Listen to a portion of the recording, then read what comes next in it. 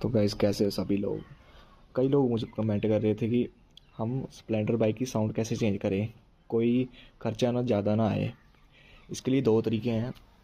दूसरा तरीका मैं दूसरी वीडियो में डालूंगा। एक तरीका तो बहुत सिंपल है, आम है, कॉमन है। जो ये पाइप होती है ना, इसको निकाल देते हैं।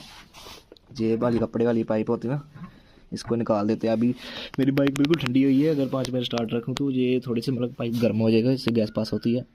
मैं रेकमेंड बिल्कुल नहीं करूँगा इसको हटाओ, ये बस शौक के लिए होता है। अगर हटानी हटाओ, आपकी मर्ज़ी। वैसे मैंने तो बता दी साउंड कैसे चेंज होती है, बाकी आपकी मर्ज़ी है। मैं तो रेकमेंड नहीं करता। वैसे जो डस्ट पार्टिकल वो इंजन में ज़रूर जाते हैं। तो बाइक सेकंड ट्रिक मैं आपकी सेकंड वीडियो में डालूंगा, कमेंट में बताओगे तो वो बहुत ज़बरदस्त है भाई। वो मुझको लोग पूछ पूछ पागल हो गए हैं। चलो ठीक है फिर, बाय बाय दोस्तों।